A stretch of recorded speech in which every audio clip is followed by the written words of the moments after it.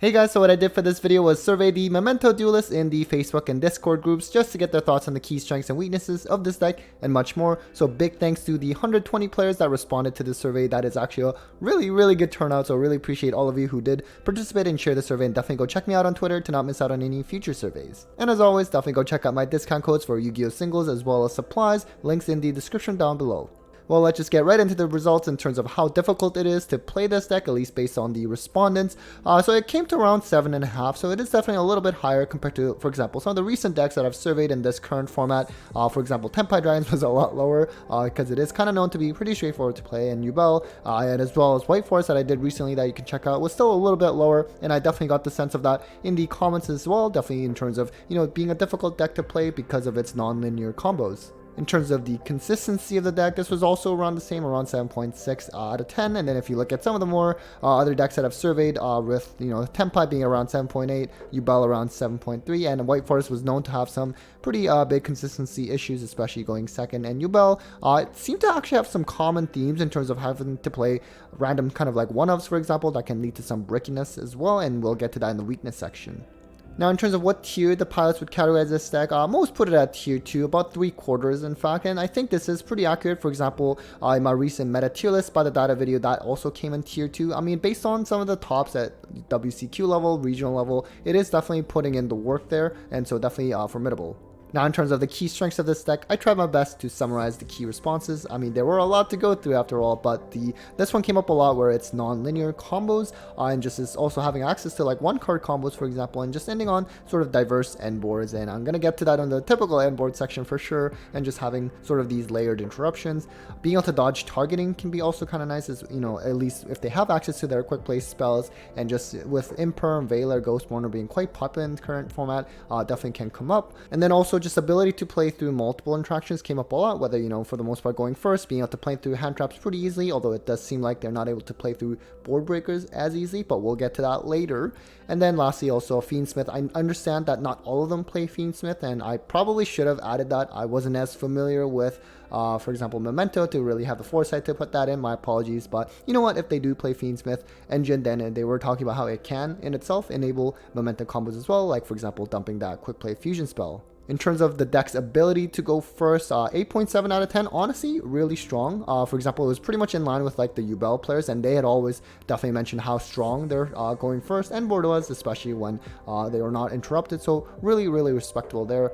Going second was rated 6.3 out of 10. Again, pretty similar to Yubel actually in terms of scoring. Of course, they are for the most part different players that are responding to these surveys, but just some comparison at least. For example, White Forest, they were talking about how weak they are in terms of going second, and obviously Tenpai is not the best comparison because they are going second deck and is very strong at that.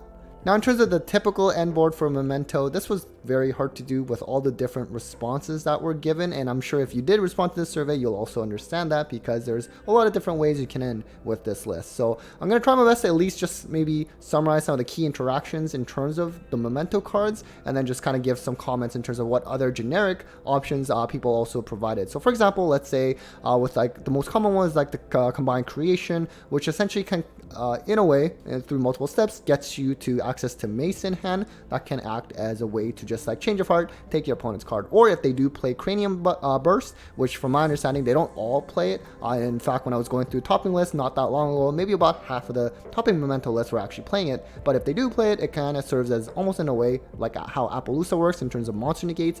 Technically can lead up to 5 monster negates, but they were saying realistically maybe more like 2 negates. They also mentioned some of the access to like the quick play Memento cards like Fusion, that actually in itself can lead to something like Guardian Chimera, which can also lead to additional pops and a draw. The Bone Party and the Field Spell, from my understanding, is more so just like for follow-up reasons. And then also the Creation King, which is sort of a new addition to the list, can also serve and provide more pops. Now, in terms of some of the other generic extra deck options that could potentially be in play in combination with some of the cards you saw in the previous slide, Appaloosa came up a lot, as well as SP. Herald of the Mirage Lights came up in some cases, and we're going to talk a little bit about this once we get to the board breaker section.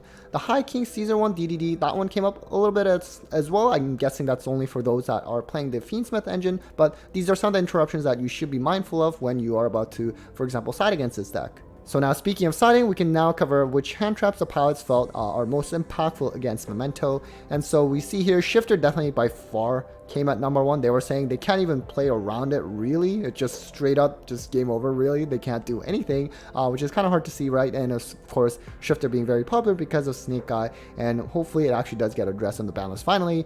DD Crow Bestial, that was also interesting, just kind of graveyard, more graveyard interruptions basically. So Crow, especially on something like, let's say, the Creation, Bestials on, they mentioned something like on Gadget can also be pretty impactful. Ash, I guess it wasn't as high, but they did say, you know, again, something like Bone Party could definitely be impactful, especially because it's not something that targets, right? Something like Veiler, Impermanent Mourner, so they can't like really play around it that way as they would with some of those hand traps. Nibiru definitely did not come up as much, neither did Droll. Purlia, someone did mention that if they do like their full-on combo, your opponent would probably end up drawing like 4 cards. I'm sure you would probably play around it a little bit differently though, if they actually did drop it on you. They did mention Bell on the Fusion spell as well, but I mean, they're not really, Bell isn't as popular right now, at least at the time of making this video, so those are some things to consider. And then in terms of board breakers that are most impactful, so common theme you're seeing is sort of like the back row hate removal, that they definitely mentioned that as quite powerful. Evenly Imagine, particularly just being able to clear a lot of cards at once, and they do have sort of a quote-unquote wide board in terms of a lot of cards on the field. For the most part, I would say the players felt Evenly was very strong. There were definitely some players that felt it actually wasn't that good, and you leave like the field spell and kind of do some other plays in the main phase before they go into the battle phase, for example. And I'm guessing this also depends on the kind of version you run, right? For example, with like Fiendsmith stuff, there are some other avenues there. And also I should talk about, because they were also talking about how they don't have like a spell trap negate, at least main deck wise, or rather archetype wise. And that's why where that Herald of Mirage Lights could potentially come up if they do go into that to be able to negate a spell trap. But if you have multiple, then definitely going to be pretty strong. Lava Golem, they were talking about just getting rid of Creation can definitely get rid of a lot more interruptions in general. As we saw, it kind of ties into like getting access to like Mace, or let's say Cranium Burst if you play it. Lightning Storm again, just back row, and Kaiju and Sphere kind of goes on the same sort of category as like Lava Golem. Rogeki Dark Hole actually came up quite a bit as well, but it seems like maybe if you actually have multiple, that's going to actually be pretty good. And then you go all the way to the end here, Super Poly. They were saying it's actually pretty good in like the mirror, but just not actually good anywhere else. And then lastly, in terms of Floodgates that are most impactful, again, because we talked about Shifter-like effects, the Fissure Macrocosmos, that came by far number 1, really strong, and they just aren't going to be able to do very well against it, although they did mention how Memento Darkblade can still serve as kind of like an MST and spell trap destruction, which is nice to have main deck wise. And so you do have some other few Floodgates here, but really in terms of the comments I got in the surveys, there weren't anything really specific for some of these cards here. And finally, in terms of the key weaknesses of the deck, so reliance on graveyard just came up a lot again and again. So essentially anything like Shifter-like effects really make this deck suffer, and it's just very hard on them. And then no built-in Omni Negate, at least from an archetype standpoint, so that's why we talked about those board breakers, and maybe if you play Herald of Mirage Lights, it can at least maybe help you mitigate some of that, unless they open multiple, I guess. And I guess if you play Fiendsmith stuff, perhaps you'll have access to something like Desiree, which is at least nice to have, but of course makes your extra deck a little bit tighter as usual that you see with Fiendsmith decks. They also mentioned like bricking because of several one-ups that they have to play. I sort of briefly mentioned this, how this is kind of a common theme with what we saw in like the Yubel that you can also watch in terms of the survey breakdown. So those are some of the weaknesses that were highlighted by the players.